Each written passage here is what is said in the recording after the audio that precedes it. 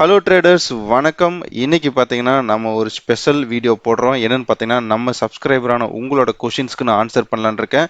So இந்த last 1 வீக்காக என்னால் ஆன்சர் பண்ண முடியல உங்களுடைய கொஷினுக்கு, நீங்கள் கமெண்ட்ஸில் போட்ட கொஷின்ஸ்க்கு. ஸோ இந்த வீடியோவில் அந்த கொஷினுக்கு உண்டான ஆன்சரை சொல்லிடலான்னு இருக்கேன். ஸோ அதுக்கு முன்னாடி நீங்கள் நம்ம டெலிகிராம் குரூப்பில் ஜாயின் பண்ண நினச்சிங்கன்னா தாராளமாக ஜாயின் பண்ணிக்கலாம். ப்ளஸ் நீங்கள் Alice Blue free demat and trading account open பண்ண நினச்சிங்கன்னா தாராளமாக என்னோட லிங்க் டிஸ்கிரிப்ஷனில் இருக்குது, நீங்கள் அதை யூஸ் பண்ணிக்கலாம். ஓகேங்களா? அண்ட் மறக்காம நம்ம சேனல் சப்ஸ்கிரைப் பண்ணிட்டு ஒரு லைக் பட்டன் போட்டுருங்க.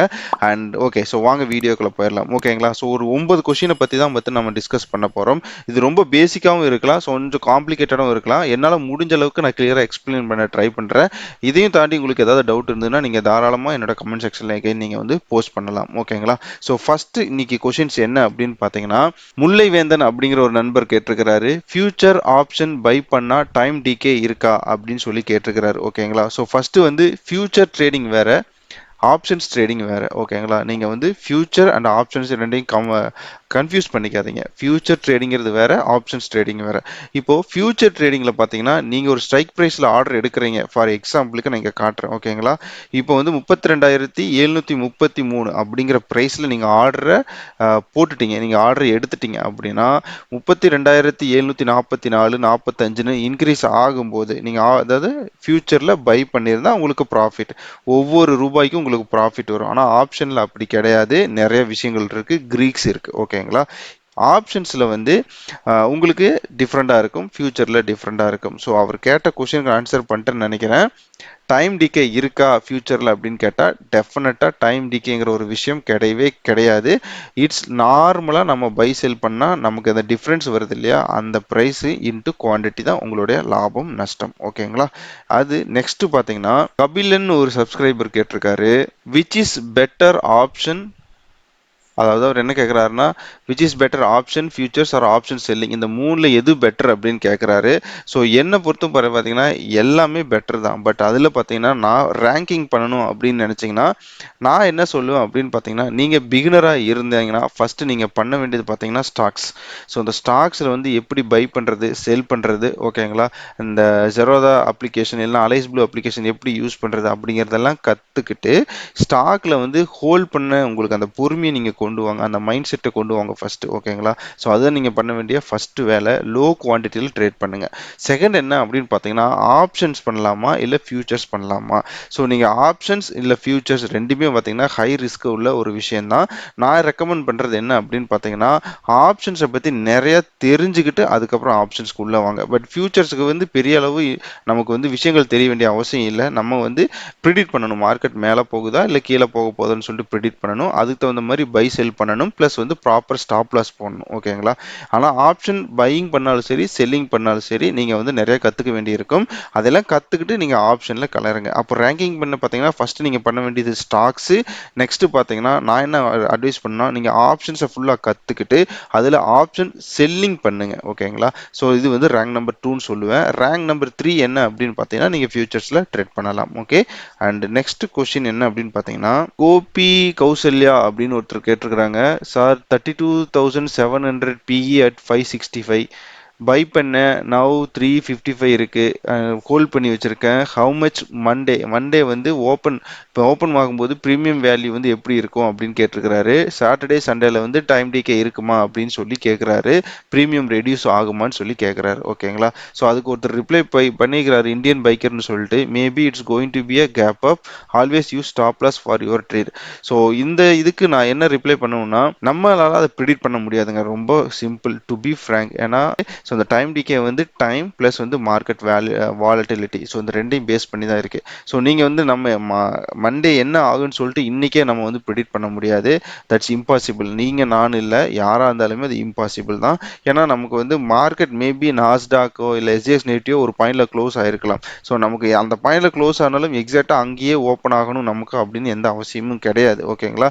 பட் மேக்ஸிமம் அந்த மாதிரி தான் நடக்கும். பட் இருந்தாலும் அங்க ஓப்பன் ஆகணுங்கிற அவசியமே கிடையாது. ஆப்ஷன் பையிங் பையிங் பண்ணி வச்சிருந்தீங்க அப்படின்னா ஸ்லைட்லி உங்களுடைய ப்ரீமியம் குறைய வாய்ப்பு இருக்கு உங்களுக்கு எகென்ஸ்டா மார்க்கெட் ஓப்பன் ஆச்சுன்னா. பட் உங்களுடைய டைரக்ஷன்லேயே மார்க்கெட் ஓப்பன் ஆச்சுன்னா உங்களுடைய ப்ரீமியம் வந்து இன்க்ரீஸ் ஆயிருக்கும் நீங்க வந்து ஆப்ஷன் பையிங் பண்ணி வச்சிருந்தீங்கன்னா. ஓகேங்களா? செல்லிங் பண்ணியிருந்தாலும் சேம் கண்டிஷன் தான். செல்லிங் பண்ணியிருந்தா ஆப்ஷன் பையிங்கை விட இன்னும் கொஞ்சம் பெட்டரா உங்களுடைய ப்ரீமியம் வந்து சேவ் ஆகும். ஓகேங்களா? ஸோ அதனால இந்த கேப் அப் கேப் டவுனை பத்தி ஒரி பண்ணோன்னே ப்ராப்பரா stop loss and hedging use பண்ணுங்க. டெஃபினட்டா நீங்க பயப்பட வேண்டிய அவசியம் இருக்காது. ஆல்ரைட்.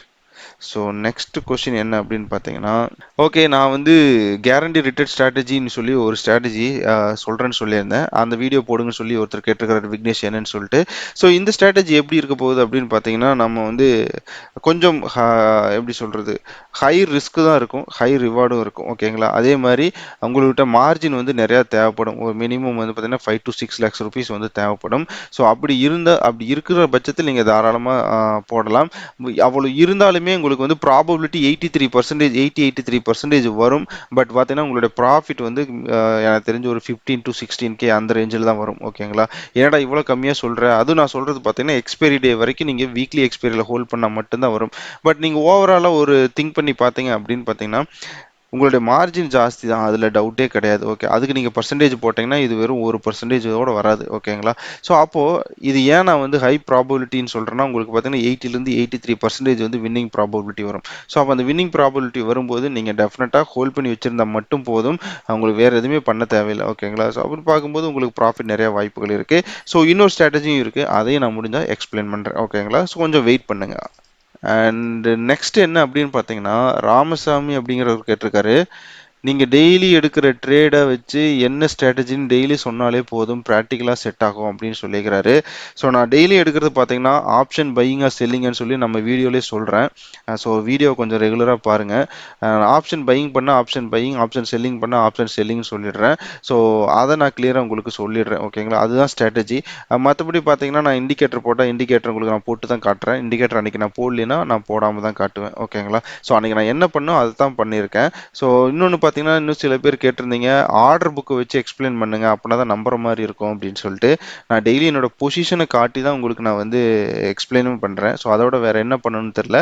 பட் என்னோட என்ட்ரிக்காக நான் உங்களுக்கு ஆர்டர் புக்கை காட்டலான்னு இருக்கேன். ஒன்றும் தப்பு கிடையாது. ஓகேங்களா? ஸோ நான் என்ட்ரி கரெக்டாக எக்ஸாக்டாக எந்த பாயிண்ட்ல எடுத்தேன் அப்படின்னு சொல்லிட்டு காட்டலான்னு தான் இருக்கேன். ஒன்றும் தப்பு இல்லை. ஸோ கொஷினுக்கு நன்றி. அண்ட் நெக்ஸ்ட் பார்த்தீங்கன்னா ராஜ் சின்னசாமின்னு கேட்டிருக்காரு, option call and put loss வந்து 5000 ரூபாய் இருக்கு அப்படின்னு வச்சுக்குவோம். ஆனால் என்னோட பேங்க் அக்கௌண்ட்ல வெறும் 1000 தான் இருக்கு, எப்படி பிடிப்பாங்க காசு எங்கிட்ட இருந்து அப்படின்னு ரொம்ப இன்ட்ரெஸ்டிங்கான கொஸ்டினாக இருக்கு.